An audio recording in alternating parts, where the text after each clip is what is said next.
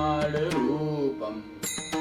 विभुं व्याप्तं ब्रह्मवेदस्वरूपं नमामि शमीशान निर्वाणरूपं विभुं व्यापकं ब्रह्मवेदस्वरूपम्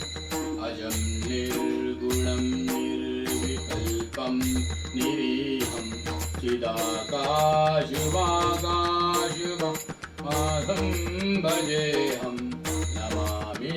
शमीशान निर्वाणरूपं विभुं व्यापकं ब्रह्मवेदस्वरूपं निराकार ओंकारमूलं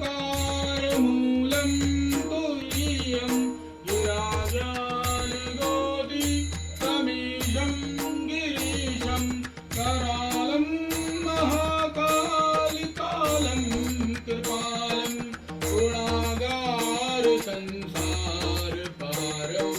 नतोऽहं नमामि शमीशान निर्वाणरूपं विभुं व्यापकं ब्रह्मवेदस्वरूपं तुषारादृशङ्गाशघोरं गम्भीरं मनोबोधकोटि प्रभासी शरीरं सुवर्णोलिकल्लोललीचारुभङ्गा लसद्बाले बाले नदुकण्ठे भुजङ्गा नमामि शमीशान निर्वाणरूपं विभुं व्यापकं ब्रह्मवेदस्वरूपं शरदकुण्डलं भ्रूसुनेत्रं विशालं प्रसन्नाननं नीलकण्ठं दयालं मृगारीशं मामरं मुण्डमालं प्रियं शङ्करं सर्वनाथं भजामि नमामि शमीशान निर्वाणरूपं व्यापकं ब्रह्मवेदस्वरूपं प्रचण्डं मृगुष्टं पुरकल्लवपरेशम् अखण्डं अजं भानुकोटिप्रकाशं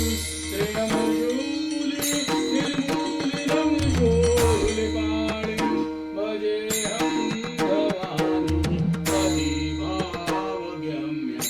नमामि शमीशान निर्वाणरूपं विभुं व्यापकं ब्रह्मवेदस्वरूपं कलातीत कल्याणकल्पान्तकारी सदा सज्जनानन्ददाता मुरारी चिदानन्दतन्दोहमोहापहारी प्रसीद प्रसीद प्रभु मन्मथारी नमामि शमीशान निर्वाणरूपं विभुं व्यापकं ब्रह्मवेदस्वरूपं न यावदुमानार्पादारविन्दं भजन्ति न लोके परेवानराणां पतावसुगतजान्तिजं पतापनाशं प्रसीद प्रभु सर्वभूताधिवासं नमामि शमीशान निर्वाणरूपं विभुं व्यापकं ब्रह्मवेदस्वरूपं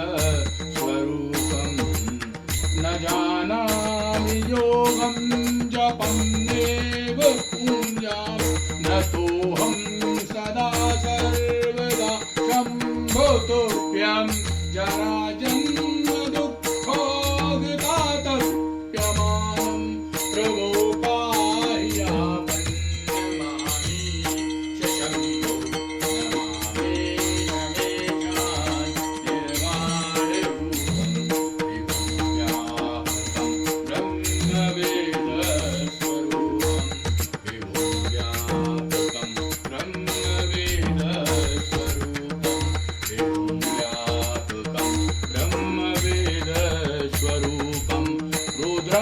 वाक्यमिदं प्रोक्तं विप्रेण हर्तोषये